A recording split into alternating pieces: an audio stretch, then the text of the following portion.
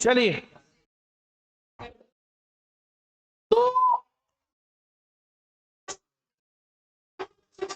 Gate बेटा हमन,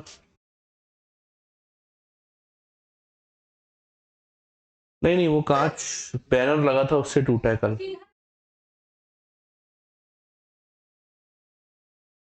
शुरू करें। तो कल जो पढ़ रहे थे वो था केमिकल काइनेटिक्स, उसी सीरीज को ही आगे बढ़ाना है, केमिकल काइनेटिक्स का, और आगे का टॉपिक देखना है अपने को, है ना। तो केमिकल काइनेटिक्स में हमने जो लास्ट जो पढ़ा था वो पढ़ा था ऑर्डर और मॉलिक्यूलरिटी में डिफरेंस, देन फिर pseudo unimolecular reaction, then integrated rate equation of zero order reaction, integrated rate equation of first order reaction. यहां तक हम लोगों ने देखा था लास्ट। आज जो अपन देखेंगे बेसिकली वो जो टॉपिक है वो है टेम्परेचर डिपेंडेंसी, मतलब फैक्टर अफेक्टिंग, क्या हो जाएगा बेटा बोलो, factor affecting rate of reaction. तो रेट ऑफ रिएक्शन जो है उसको तो कई फैक्टर्स डिफाइन कर सकते हैं, जैसे एग्जांपल के लिए है कैटलिस्ट, जैसे एग्जांपल के लिए है number of moles, number of atoms, participating molecules, temperature, pressure, सारी चीजें। बट एज यूजुअल सबसे ज्यादा जो इंपॉर्टेंट है वो है इफेक्ट ऑफ टेम्परेचर।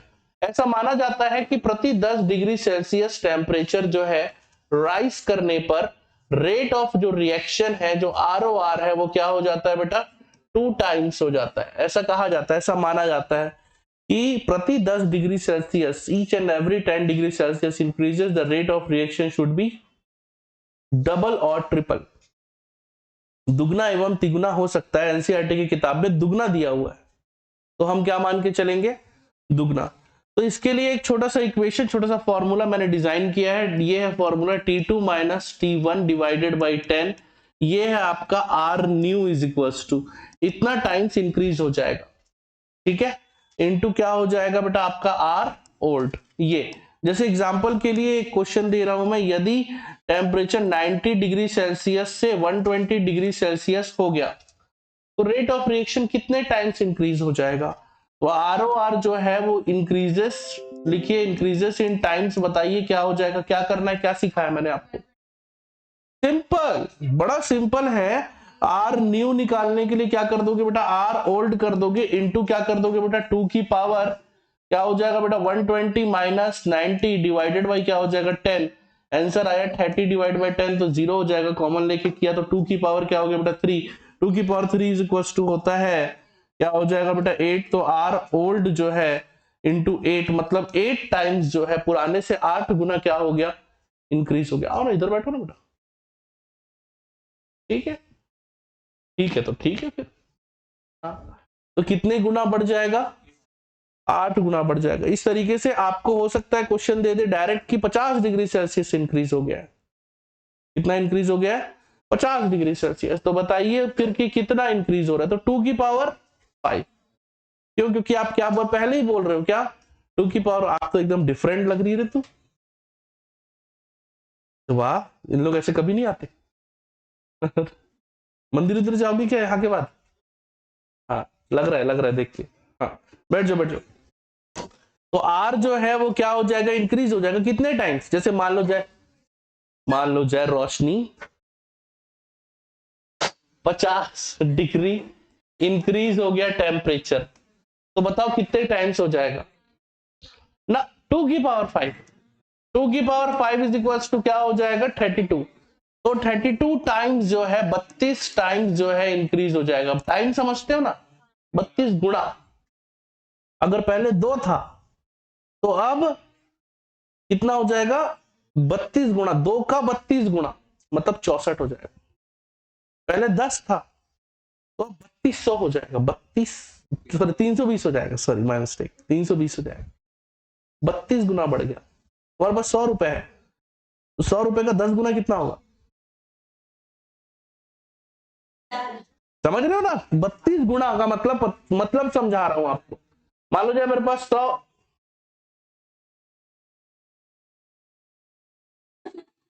आ गया नाम, क्लास पे ध्यान दे। अगला जो टॉपिक है वो है किससे रिलेटेड, उसका नाम है, वो भी टेम्परेचर डिपेंडेंसी ही है, बट उसका नाम है आर्हीनियस इक्वेशन। आर्हेनियस इक्वेशन में यह कहा गया है, कवि कहता है कि, कौन किया ये, k इज इक्वल्स टू ए ई की power minus E A divided by क्या हो जाएगा बोलो, आर टी। ये है फॉर्मूला बेसिक। तो इस फॉर्मूले को आपको ध्यान देना है, बहुत इंपॉर्टेंट फॉर्मूला है, भयानक इंपॉर्टेंट, मतलब ये मैंडेटरी है, इसको याद करके ही रखना है।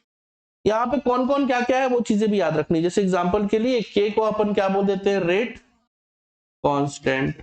ए इज इक्वल्स टू का ए के 3 नाम है, ए के कितने नाम है, 3 नाम। पहला जो है उसका नाम क्या है बेटा बोलो, आर्हेनियस फैक्टर। अगला है बेटा इसका नाम फ्रीक्वेंसी फैक्टर। और चूंकि ई के पहले, ई को एक्सपोनेंट कहा जाता है, ई को क्या कहा जाता है, एक्सपोनेंट, तो इसका नाम क्या हो जाएगा बोलो, प्री एक्सपोनेंट फैक्टर। ये इसके नाम है, ठीक है। वैसे ई का नाम तो अभी भी बताया, एक्सपोनेंशियल है।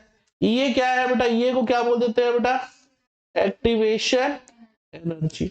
और आर जो है ये क्या है बेटा, यूनिवर्सल गैस कांस्टेंट, ठीक है। आ रहा समझ में, यूजीसी क्या नाम है इसका पूरा बोलो, यूनिवर्सल गैस कांस्टेंट। तुम्हारे बैच के बच्चे नहीं आते, मतलब ऐसा नहीं है कि सभी बैच के बच्चे नहीं आते। अच्छा इधर इधर इधर कोने में, ठीक है। तो क्या नाम है इसका बोलो, यूनिवर्सल गैस कांस्टेंट। अब यूजीसी की वैल्यू आपको यहां पे लेनी है 8.314 और T is temperature which are in kelvin. इसमें बोलो इन केल्विन, तो ये केल्विन। तो ये सारी घटनाओं को, ये सारी चीजों को आपको याद रखनी है। ये सारी वैल्यूज एग्जाम में आते हैं, डायरेक्ट एज इट इज आता है कि भाई आप आर्हेनियस इक्वेशन लिख के बता दो, तो आर्हेनियस इक्वेशन ये हम लिख के बता दिए, सिंपल। अब इसके बाद हो सकता है कि आपको बोले आर्हेनियस इक्वेशन का मैथमेटिकल फॉर्मूला बताइए, तो यही तो है, आपको लग रहा है यही तो है, तो आपने सोचा कि ये है तो यही सही होगा, बट ये सही नहीं है। इसको आप सॉल्व नहीं कर सकते मैथमेटिकली, आप इसको सॉल्व नहीं कर पाओगे, क्योंकि हमारे पास एक्सपोनेंट को जानने के लिए, एक्सपोनेंट को पढ़ने के लिए कोई वैल्यू ही नहीं है।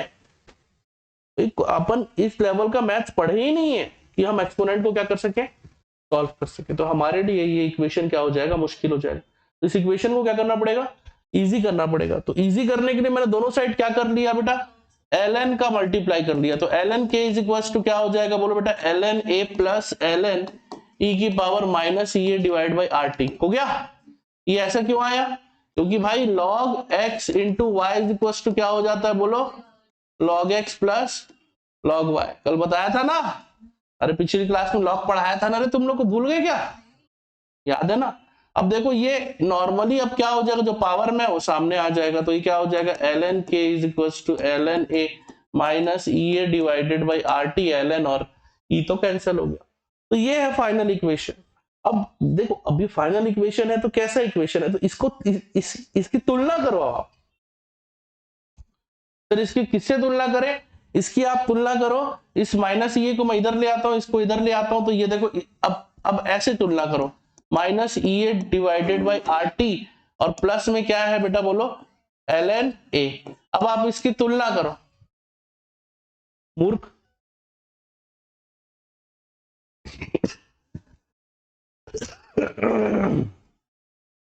बातचीत बननी हुआ है क्या, ठीक है। तो अब आप इसकी तुलना करो, किससे तुलना करो, y is equal to m x plus c से तुलना करो। अब आप समझ गए। अब यहां पे अब यार अब आप मुझे बोलोगे सर तो मैं x किसको मानूं, x जैसा तो कुछ यहां दिख नहीं रहा है, दिख रहा है मेरी आंखों से देखो, दिख रहा है 1 डिवाइड बाई टी। तो एक तरफ रखेगा 1 डिवाइड बाई टी, एक तरफ रखेंगे क्या बेटा ln के, तो ये आ जाएगा स्लोप। ये तो बताया था पिछली क्लासेस में भी स्लोप कैसे डिजाइन करना है।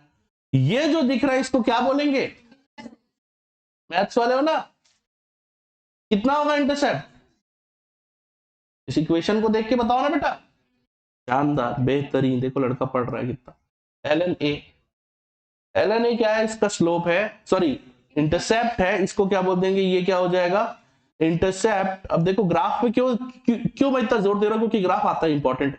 अब ये जो दिख रहा है आपको, ये जो है स्लोप, और स्लोप इज इक्वल टू क्या होगा, जिससे पूछूंगा वो तुम बताओ वेदिका, शानदार, बेहतरीन। देखो लड़की पढ़ रही है, minus E A divide by R. जो भी वैल्यू बचती है इंटरसेप्ट के बाद में, सी के बाद में, वो वैल्यू क्या कहलाती है? स्लोप।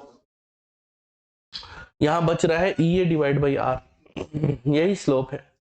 अब यदि इसी को ही मैं log 10 में कन्वर्ट कर दूं तो क्या हो जाएगा लड़के? तुमसे पूछ रहा हूं। यस, हाँ, किधर आएगा 2.303? कैसे आएगा बोलो? ये हो जाएगा क्या log 10 के होगा, हाँ या ना? ये क्या हो जाएगा बोलो? 1 डिवाइड बाई टी, ये तो ऐसे ही रहेगा।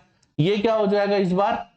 log 10 ए। और ये क्या हो जाएगा? स्लोप क्या होगा? स्लोप बताओ जल्दी से। Minus E A divided by 2.303 R. समझ आ रही है क्या बात? वंश सामने बैठो। 3 नहीं बैठना मेरी क्लास में, बता चुका हूं मैं। तो ये क्या हो गया आपका? इसके बारे में था बोलो, इंटरसेप्ट के बारे में और सारी चीजों के बारे में। तो ये इस ग्राफ को और सारी चीजों को आपको याद रखना है। अब यदि आप मुझे बोलोगे सर क्या मैं इसको मैथमेटिकली फॉर्म कर सकता हूं या क्या मैं इसको मैथमेटिकली सॉल्व कर सकता हूं, तो मेरा जवाब होगा अभी भी नहीं कर सकते। इसको आपको इजी वे में कन्वर्ट करना पड़ेगा, और ज्यादा इजी वे में कन्वर्ट करना पड़ेगा। To find the activation energy of the molecule, लड़के ध्यान दे इधर। To find the activation energy of the molecule, मतलब इसका एक्टिवेशन एनर्जी कैसे निकालोगे? भाई मैं आपको बोल दूं कि मैं आपको log ए की वैल्यू भी दे देता हूं और ई भी दे देता हूं, टेम्परेचर भी दे देता हूं, कैसे निकालोगे? नहीं निकाल सकते। क्यों? एल की वैल्यू भी अपन सॉल्व नहीं करते। तो इसको फिर मुझे रीडिफाइन करना पड़ेगा छोटे फॉर्म में, और छोटे फॉर्म में कन्वर्ट करके, ये देखो इसी को ही मैं थोड़ा सा कन्वर्ट कर देता हूं। यहां क्या लिख देता हूं बोलो? log 10 के इज इक्वल्स टू माइनस, या ये कर देते हैं बेटा log 10 A minus E A divided by क्या हो जाएगा बेटा? 2.303 आरटी। अब आप आराम से सॉल्व कर सकते हो, दुनिया का कोई भी न्यूमेरिकल हो आप सॉल्व कर सकते हो। अभी हम न्यूमेरिकल देखेंगे, आज तो प्रैक्टिस क्लास है, यही तो कवर करना है अपने को। क्या करना है भाई? क्वेश्चन देखने, फॉर्मूले देखने, साथ में प्रैक्टिस करना है कि बोर्ड लेवल पे किस टाइप का आता है। ये हमारा दूसरा फिजिकल केमिस्ट्री है। फिजिकल केमिस्ट्री 3 ही तो चैप्टर है। अगर आप कहोगे कि 3 में भी मैं नहीं पढ़ूंगा, या 3 में भी सर मैं न्यूमेरिकल छोड़ के आना चाहता हूं, तो क्या होगा फिर? एक बच्चे ने मुझे मैसेज किया था कि सर कितने कन्वर्जन आते हैं बता दो, क्योंकि मैं कन्वर्जन नहीं कर पाऊंगा।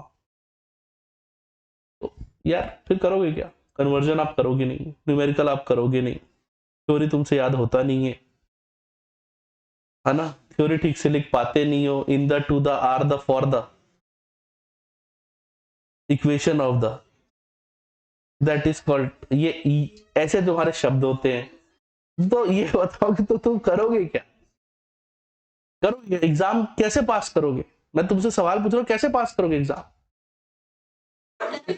वो कर लेगा, मैं तेरे को बता रहा हूं, वो पास हो जाएगा। मजाक नहीं कर रहा हूं मैं, प्रांजल पास हो जाएगा। डर तो मुझे अधिराज का है, ठीक है? प्रांजल तो पास हो जाएगा। तो मेरे ख्याल से समझ में आ रहा है क्या आप लोगों को कि कैसे कैसे इस इक्वेशन को फॉलो अप करना है? तो ये आपका कौन सा हो गया? ये पूरा हो गया, कंप्लीट हो गया। ये किसके बारे में आ रही नहीं है इक्वेशन? अब कभी कभी क्या है, आपको बोलता है दो भिन्न तापमान पर आप बताइए के की वैल्यू क्या होगी टू डिफरेंट टेम्परेचर। फॉर क्या हो जाएगा बोलो बेटा? For two different temperature. For two different temperature के लिए आपको 2 के लेना पड़ेगा, 2 टी लेना पड़ेगा। तो उस पर्टिकुलर सिचुएशन पे भी एक फॉर्मूला डिफाइन किया गया है, वो है log 10 k2 divided by k1 is equals to, यहां पे है बेटा EA डिवाइडेड बाई 2.303 R, और ये हो जाता है बेटा T2 minus T1 divided by T1 T2। ये है बेटा वो इक्वेशन जो आप लोगों को याद करना है, लर्न करके रखना। देखो मैं भी तो आपकी तरह ही इंसान हूं, मेरे को तो अभी कोई किताब और कोई बुक की जरूरत नहीं पड़ रही है। आप लोगों को क्यों पड़ जाती है? आप लोग क्यों सोचते हो ऐसा कि आपसे नहीं हो पाएगा? सर आप टीचर, ये अरे तो भाई मैंने उतनी बार पढ़ा है उस चीज को, तो मेरे को याद हो गया। आप भी उतनी बार पढ़ लो, दिक्कत क्या है? भाई आप 5 बार पढ़ोगे तो 1 महीने नहीं याद रख पाओगे? आराम से। डेरिवेशन नहीं करना है, derivation not in our exam, are in not in our exam, ठीक है? डेरिवेशन नहीं आने वाला है, डेरिवेशन पे ध्यान नहीं देना है, सिर्फ और सिर्फ इक्वेशंस और इसके न्यूमेरिकल्स पे ही ध्यान देना है।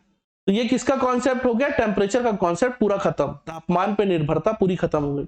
अगला जो टॉपिक है वो है एक्टिवेशन एनर्जी। क्या है? पहला सवाल, व्हाट इज एक्टिवेशन एनर्जी? तो पहला सवाल, what is E A? What is ईए?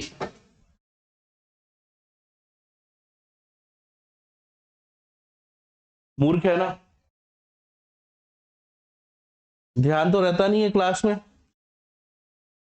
हाँ, कहा थे what is activation energy? Activation energy का मतलब क्या होता है भाई? क्या है एक्टिवेशन एनर्जी? क्या है? सिंपल कॉन्सेप्ट है। एक्टिवेशन एनर्जी क्या है? किसी भी एटम को भाई मॉलिक्यूल बनने के लिए या किसी भी मॉलिक्यूल को एक जगह से दूसरी जगह पहुंचने के लिए, मतलब प्रोडक्ट तक पहुंचने के लिए जो एनर्जी जो लग रही है या एनर्जी जितनी आवश्यकता है उसे अपन किस नाम से बुलाते हैं? इतना सा तो है यार, एक लाइन का। अब एक्टिवेशन एनर्जी के कॉन्सेप्ट में आपको समझना पड़ेगा कि एक्टिवेशन एनर्जी कैसे दिखता है, कैसे डिफाइन करते हैं। तो इसके लिए ग्राफ से रिप्रेजेंट किया गया है इसको, और ग्राफ में ऐसे ये ऊपर की तरफ और ये ऐसे नीचे की तरफ दिखाया गया। सिंपल छोटा सा ग्राफ है।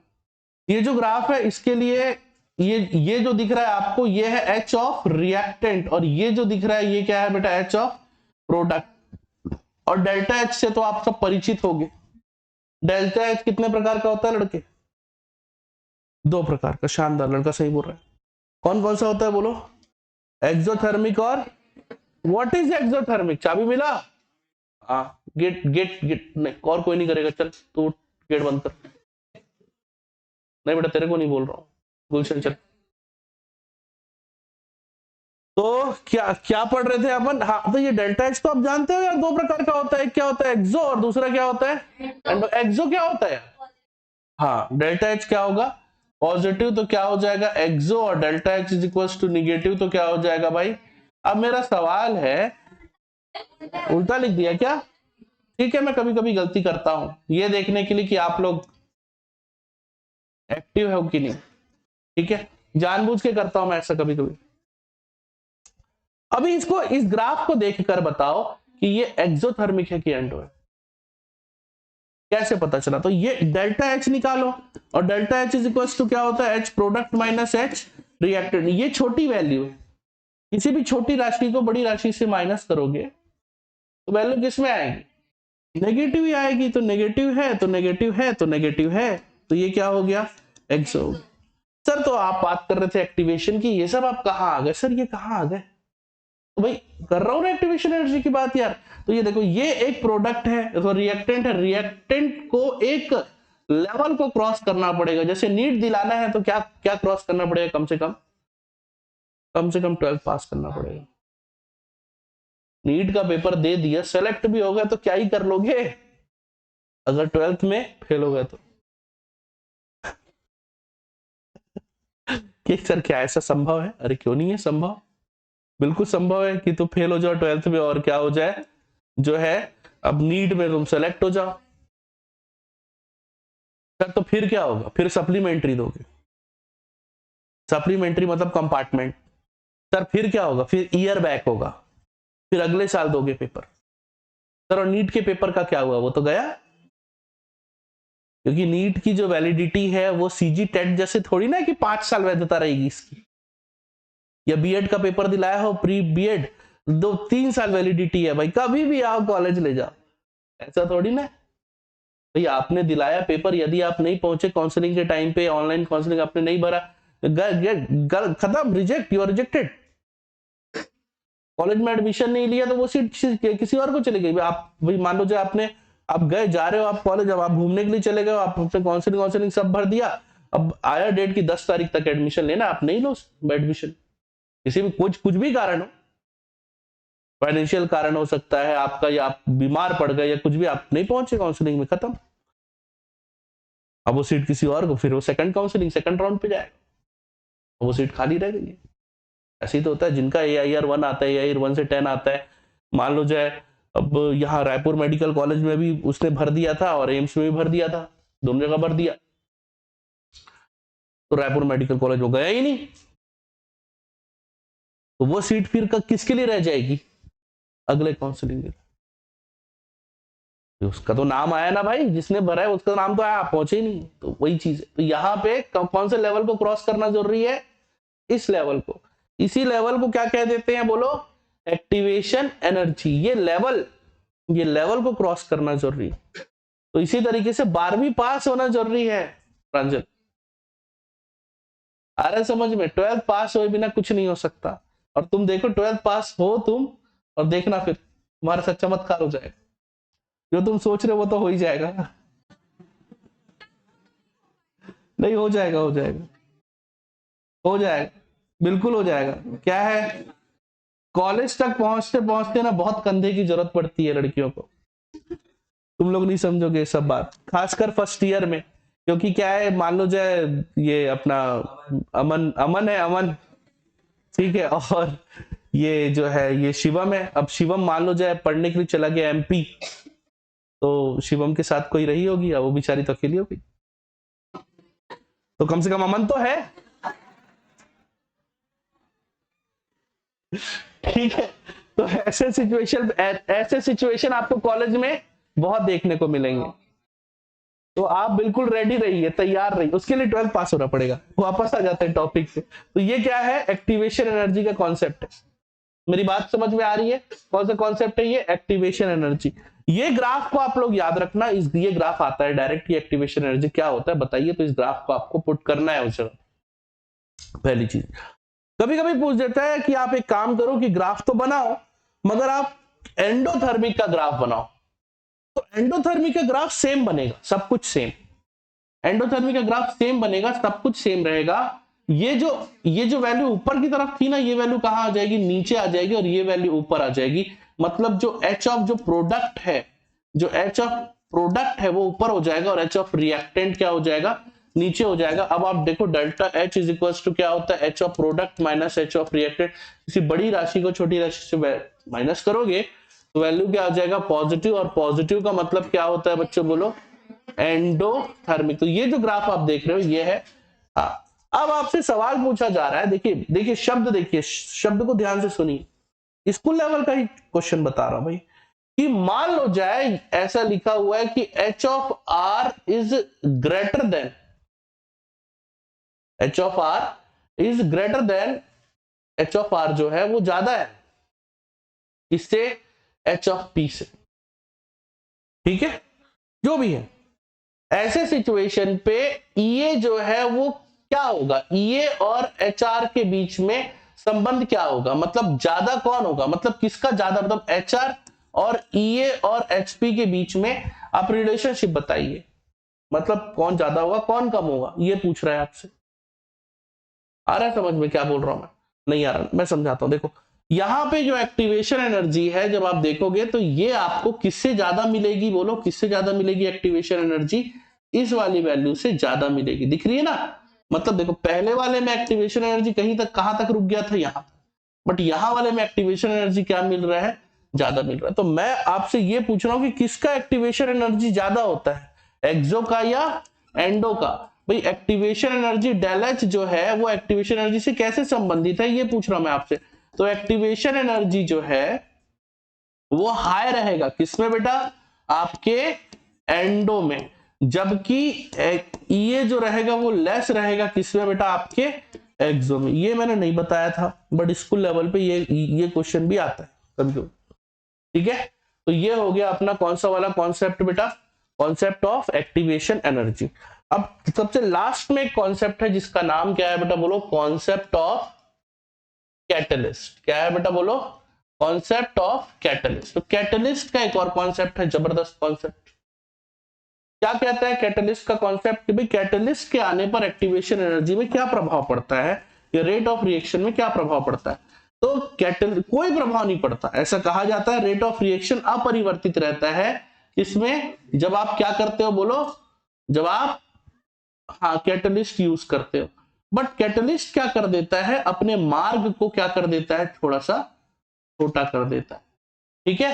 आ रहा है समझ में, ध्यान से देखोगे ये क्या हो जाएगा आपका H ऑफ R, और ये क्या हो जाएगा बच्चा आपका H ऑफ बोलो P। और पहले देखो ये वाला जो दिख रहा है आपको, ये जो पहले वाला जो दिख रहा है, ये क्या है बेटा, बोलो EA विथ आउट कैटलिस्ट। आप देख सकते हो बेटा कि कैटलिस्ट न रहने पर एक्टिवेशन एनर्जी ज्यादा था, दिख रहा है ना, बट कैटलिस्ट होने पर ये जो आपको जो दिख रहा है, ये जो नया वाला जो आपको दिख रहा है, ये EA क्या हो गया बेटा, विथ कैटलिस्ट। अब मैं आपसे पूछ रहा हूं कि EA ज्यादा किसका है, मान लो जाए EA कैट है और EA विथ आउट कैट है, कौन सा किसका एक्टिवेशन एनर्जी ज्यादा होगा? विदाउट का कैटलिस्ट का एक्टिवेशन एनर्जी हमेशा क्या होगा बेटा, ज्यादा होगा।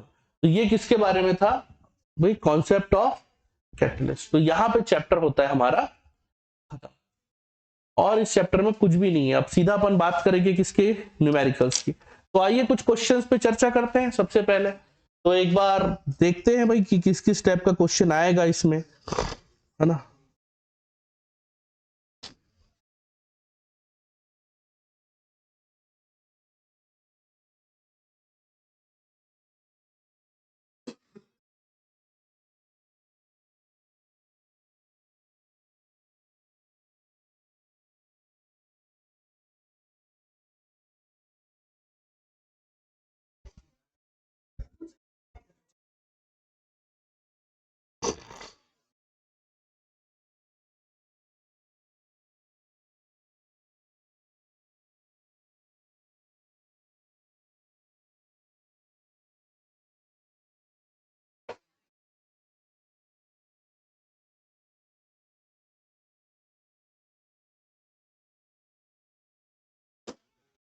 रे पागल हो जाते हो क्या भाई, फालतू में रिकॉर्डिंग चल रहा है और तुम लोगों का खत्म नहीं हो रहा है,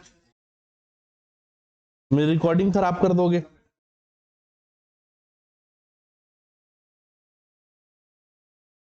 फिर चलिए क्वेश्चंस को देखिए, क्वेश्चन को बनाने की कोशिश कीजिए। क्वेश्चन नंबर 1 क्या लिखा आप देखो, पहला ही क्वेश्चन क्या है, डिफाइन एक्टिवेशन एनर्जी। आ रहा है समझ में? तो the energy barrier which is mandatory to cross for any reactant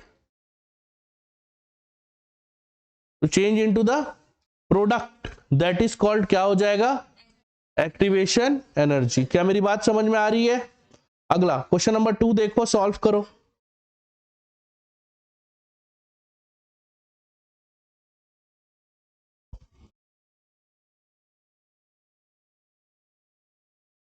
बना पाओगे? अरे हाँ या ना। How does the change in temperature affect the rate of reaction? तो क्या लिखोगे सबसे पहला लाइन, प्रति 10 डिग्री सेल्सियस का तापमान परिवर्तित करने पर रेट ऑफ रिएक्शन क्या हो जाता है, दुगना हो जाता है। सबसे पहला स्टेटमेंट ये लिखोगे, how it can affected the rate constant. अब लिखोगे क्या, इक्वेशन कौन सा वाला, k इज इक्वल्स टू, तुम रेट और रेट कांस्टेंट में तेरे को अभी तक फर्क समझ नहीं आया, क्या लिखा ऊपर और ऊपर। तो रेट ऑफ रिएक्शन में क्या होता है, डबल। रेट कांस्टेंट में क्या होगा, इक्वेशन बोलो, k और e के बीच में इक्वेशन के ए वाला। अब उसके बाद अगला 72 नंबर क्वेश्चन पढ़ो।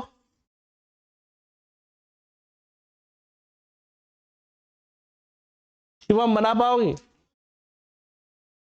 डायग्राम भी नहीं बना पाओगे? बना लेंगे, कोई बात है, बोल दो बस एक्टिवेशन एनर्जी वाला डायग्राम बनाना है, मतलब कौन सा वाला डायग्राम बनाना है, कोई भी बना दो यार, एंडो एक्सो कोई बना दो।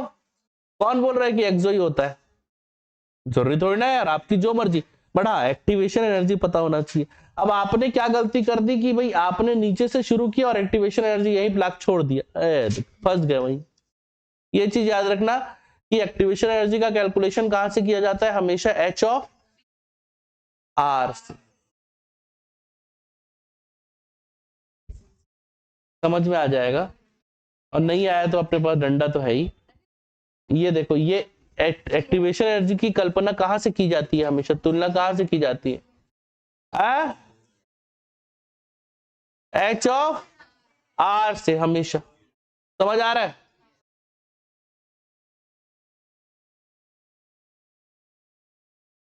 मत कर, पड़ जाएगा फालतू में। अगला क्वेश्चन, अगला क्वेश्चन देखिए क्या लिखा हुआ है।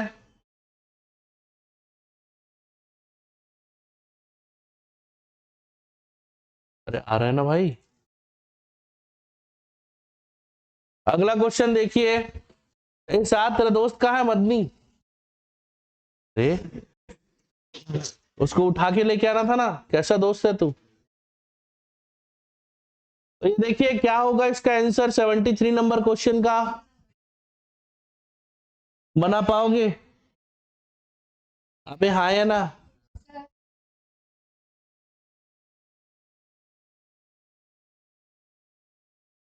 यस वही बना दो, कॉम्प्लेक्स वही वाला H2 + I2 that gives 2HI करके एक्टिवेटेड कॉम्प्लेक्स बना के फिर कर दो, सही है। चलिए क्वेश्चन बनाइए 74।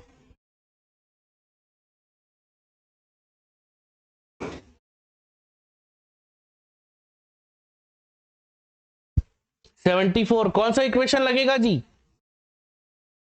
कौन सा वाला?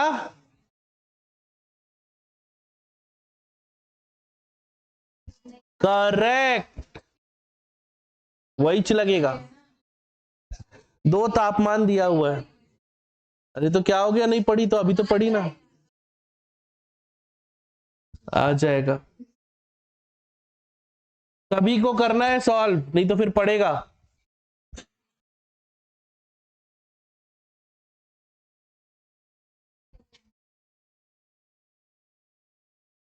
ओए मूर्ख। हाँ बना।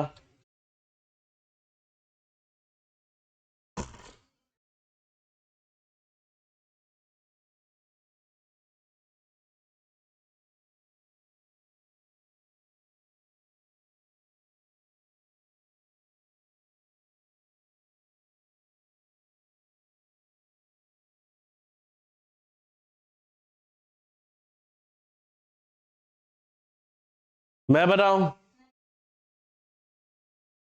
चलो चलो, do fast do fast fast fast fast fast. तब तक मैं एक स्टेप बना लेता हूं।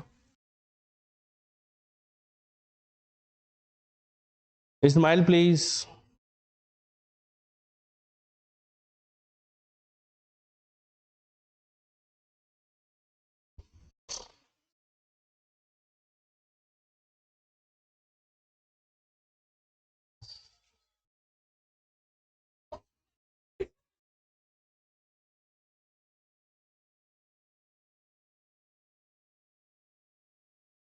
क्या खतरनाक है, मगर रिकॉर्डिंग में बिल्कुल आवाज नहीं है।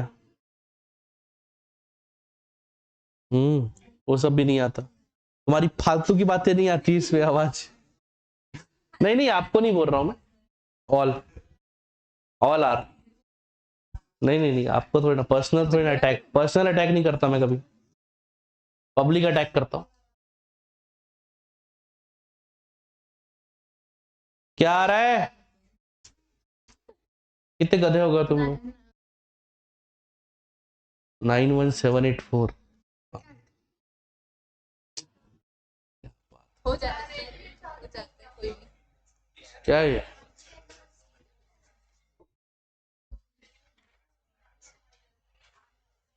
कहाँ बज रहा है भाई? चोपड़ा पैलेस में नहीं बज रहा होगा? चोपड़ा पैलेस में किस बात का बज रहा है?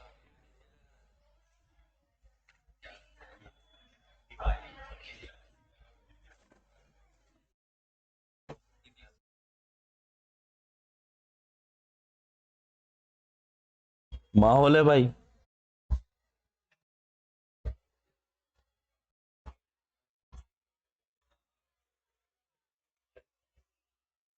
चलिए चलिए बंद करिए इसको, खिड़कियां बंद करिए। मैं बनाऊं?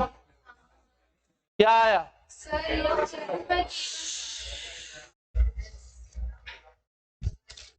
कैलकुलेशन करो करो, जल्दी करो। मैं बनाऊं?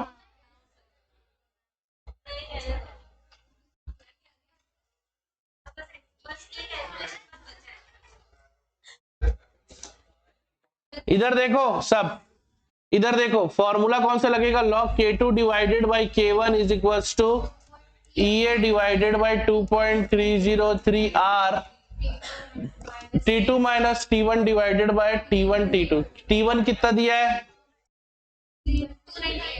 298, T2 कितना दिया है 308। ओके यही दिया हुआ है। आइए फुलफिल करते हैं। ये देखो क्या आ जाएगा, लॉकटेन 2 आ जाएगा। क्यों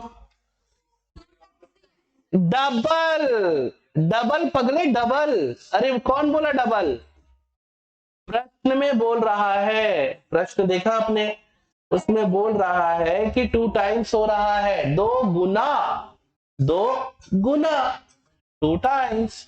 तो ये क्या हो जाएगा जल्दी से बताओ, EA divided by 2.303 into 8.314 into 10 divided by क्या हो जाएगा 298 इंटू 308। ओके ऐसे ही होगा। तो आइए एक्टिवेशन एनर्जी निकाल देते हैं भाई। EA इज इक्वल्स टू हो जाएगा, देखो क्या हो जाएगा 0.3010 इंटू 2.303 इंटू 8.314 डिवाइडेड बाय, अच्छा इंटू और है 298 इंटू 308 डिवाइड बाय क्या आ जाएगा 10। इतना सही तो कैलकुलेशन है। और इस बड़े कैलकुलेशन के लिए हमारे पास एक है छोटा सा हथियार, 298 308.3010 इंटू 2.303 इंटू 8.314। मेरा आंसर है 52897.77 किलो जूल, जूल। और इसको किलो में कन्वर्ट करोगे तो क्या हो जाएगा 52.89 किलो जूल। ये आएगा किलो जूल, ये आएगा आंसर। शानदार, मजा आ गया। क्या आप सब सहमत हो? अगला क्वेश्चन,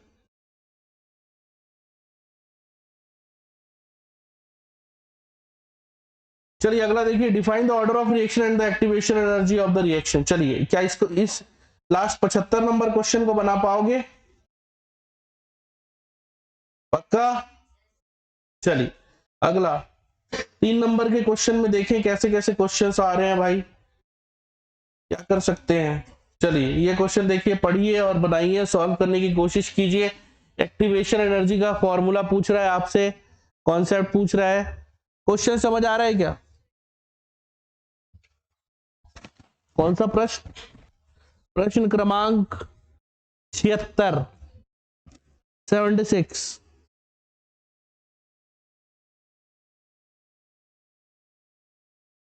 तुमसे बना क्या पूर्वी? तो तुम्हारी दोस्त कहाँ है? एक ही तो बच्ची है तुम्हारी ग्रुप में दोस्त। हाँ कौन थी? हाँ कहाँ है उन लोग? सोए हैं। और पलक वो भी सो रही है। तू उठ गई? उठना पड़ा सर। कौन कौन नहा गया है? नहीं भी नहाए हो तो हाथ खड़े करो बेशर्मो। तुम नहा के आई हो? नहीं गर्म पानी में नहाओ। मैं तो सालों साल गर्म पानी में नहाता हूं, पूरे साल, गर्मी में भी गर्म पानी में।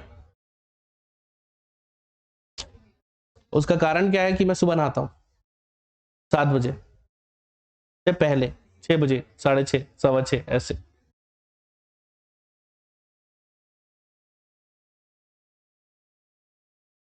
क्या देखने के बाद?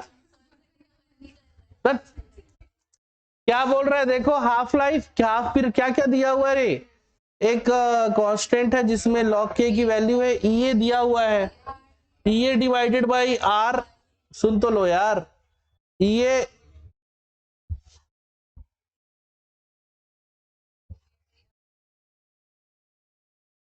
तुमको एक बात बोलूं मैं, सच सच, वो जो वैल्यू दी है ना 14.2, वो किसकी वैल्यू है पता है? वो A की वैल्यू है, log 10 A की वैल्यू है।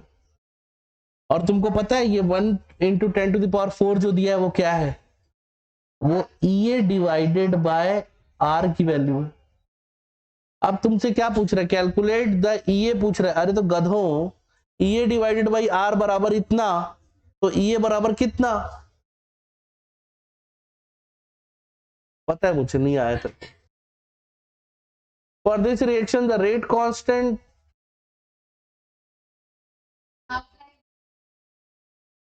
रेट कांस्टेंट दिया हुआ है, हाफ लाइफ भी निकल जाएगा।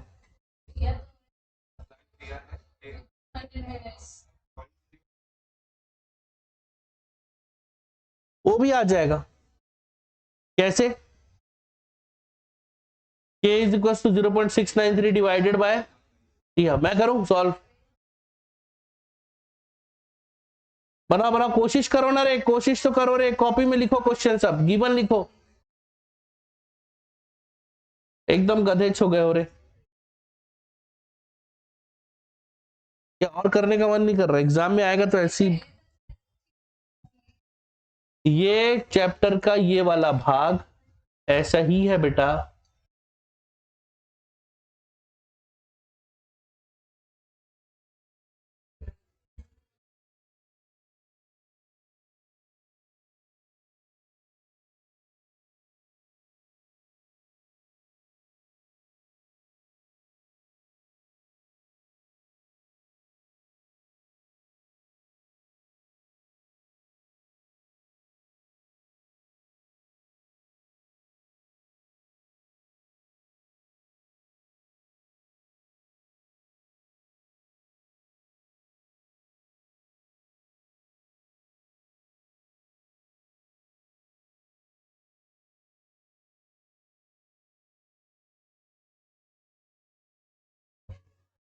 हेलो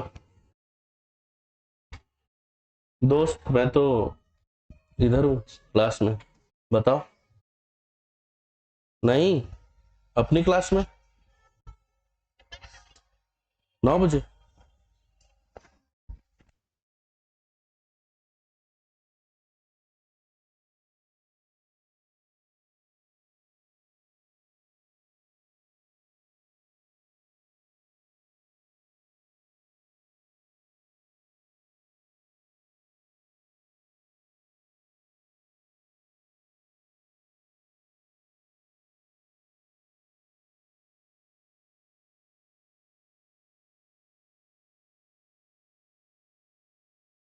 बातचीत नहीं करें, देखो 76 नंबर क्वेश्चन, ये याद रखना, value 1 into 10 to the power क्या लिखा हुआ है 4, और ये 200 मिनट को याद रखना। चलो, 2 क्वेश्चन दिया हुआ है, उसमें 74 नंबर क्वेश्चन है, 76 नंबर क्वेश्चन है ना, ठीक है। तो देखो 2 चीजें दी हुई है, एक वैल्यू होती है k की value, k is equal to क्या हो जाता है 0.693 डिवाइडेड बाय t हाफ, तो k इज इक्वल टू हो जाएगा 0.693 डिवाइडेड बाय 200 इंटू 60। क्यों? क्योंकि मिनट्स में दिया है, उसको हमने क्या कर दिया, सेकंड में कन्वर्ट कर दिया। फाइनली मेरे पास जो वैल्यू आ रही है वो वैल्यू क्या आ रही है, 5 इंटू कुछ आ रही है 0.693 डिवाइडेड बाय 200 इंटू 60, आंसर आ रही है 5 into 5.7 into 10 to the power -5 second inverse, यार हाँ ठीक है 5.775, ठीक है ये आ रही है, एक चीज तो आ गई वैल्यू। अब दूसरी वैल्यू देखिए, आपके पास लिखा हुआ है, क्या लिखा हुआ है, log 10 k is equals to लिखा हुआ है, यहाँ पे एक वैल्यू दी हुई है, कितनी दी हुई है 14.2 माइनस क्या दिया हुआ है 1 into 10 to the power 4 divided by t k, ऐसा दिया हुआ है ना। अब इसकी तुलना करेंगे हम, किससे तुलना करेंगे, इससे तुलना करेंगे, log 10 k is equals to log 10 a minus E A divided by 2.303 R T. अब आप समझ ही सकते हो, ये जो वैल्यू जो दी हुई है, ये पूरी वैल्यू किसके इक्वल है बेटा, इसके इक्वल है, हो तो गया, आ तो गया। अब आप आराम से सॉल्व कर सकते हो इसको। कैसे करोगे सॉल्व, ध्यान से देखो, E A divided by 2.303 into R is equal to क्या हो जाएगा, बोलो बेटा 1 इंटू 10 टू द पावर -4।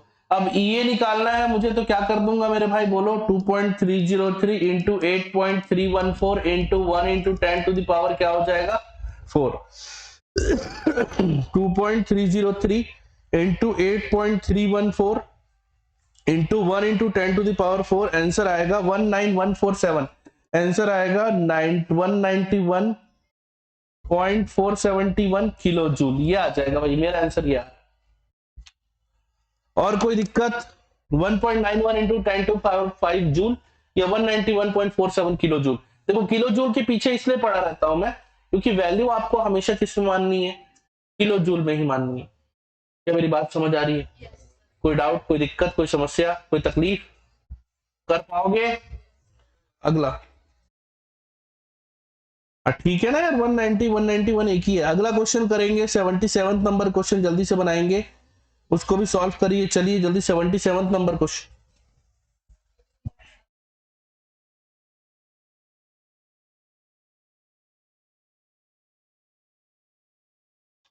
अरे बस इसके बाद एक ही तो और चैप्टर पढ़ना है यार, थर्मो का। हाँ इलेक्ट्रो, न्यूमेरिकल का एक ही तो और चैप्टर करना। पहले ही हार मान जाओगे तो कैसे चलेगा काम? इतना तो करना ही पड़ेगा।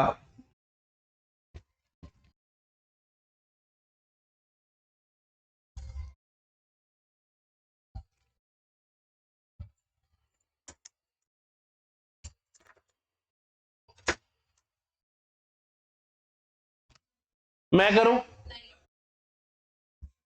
करके बताओ, करके बताओ। 77 नंबर क्वेश्चन को करके बताओ, नहीं तो हम तो हैं ही, हम तो बता ही रहे हैं, कब से तो हम ही बता रहे हैं, तुम कहां बता रहे हो? सारे